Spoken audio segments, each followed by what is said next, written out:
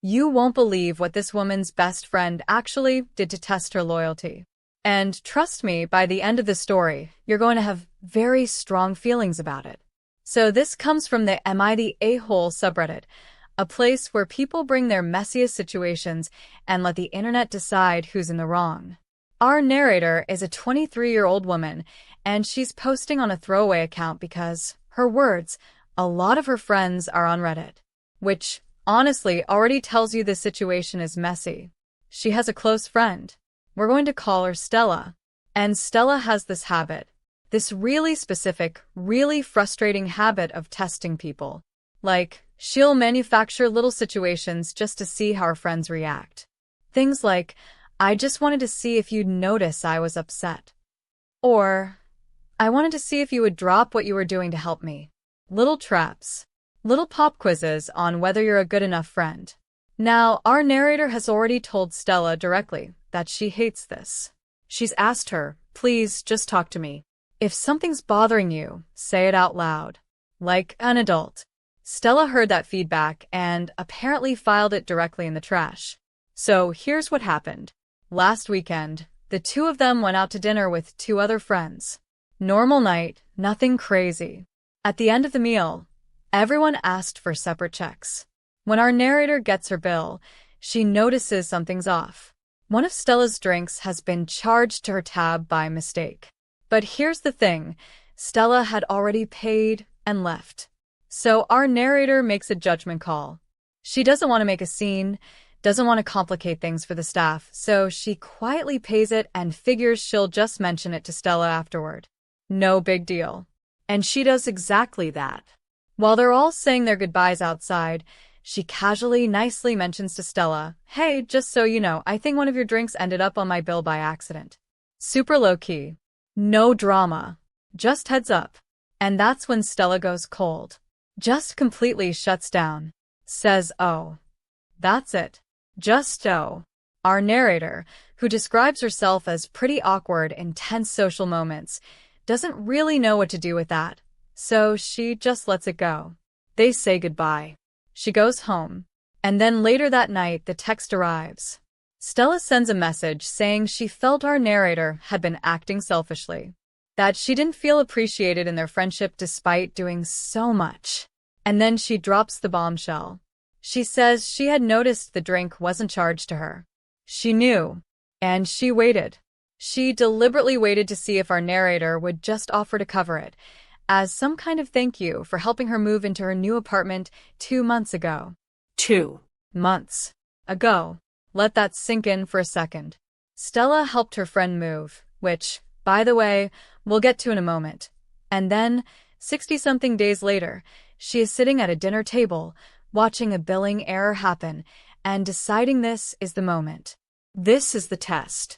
Let's see if she pays for my drink as repayment for a favor I did nearly 3 months ago without ever saying I expected anything in return. Our narrator is, understandably, furious. She pushes back and says, look, if you wanted me to buy you a drink as a thank you for helping me move, you should have said that 2 months ago. Not turned a random restaurant billing mistake into some covert friendship examination. Stella's response? It shouldn't fall on her to keep reminding her friend to show basic appreciation. And here's where I have to pause because that line is doing a lot of work. She's saying you should have known to thank me more. And when you didn't, I set a trap. And when you fell into the trap, I get to be hurt about it. That is a genuinely exhausting way to operate in a friendship. Now here's the extra context our narrator added later, because people in the comments were asking about the moving situation.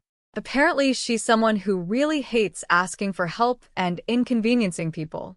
So she didn't ask Stella to help her move. Stella volunteered. And it wasn't even a full move, it was transporting boxes from a storage unit, something our narrator was already planning to do alone anyway.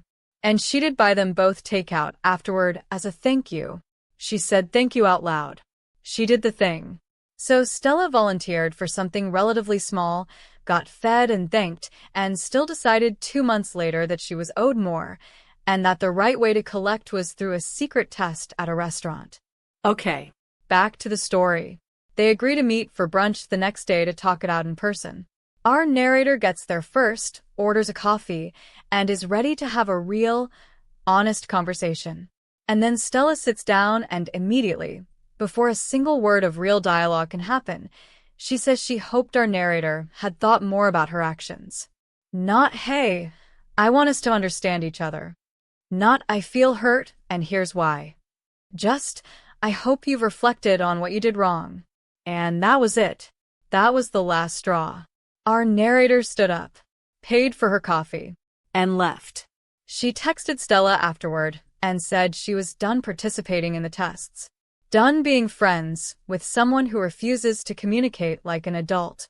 And honestly, I think most people reading this would have hit that wall a lot sooner. Here's what gets me about this whole thing. Stella clearly has real feelings.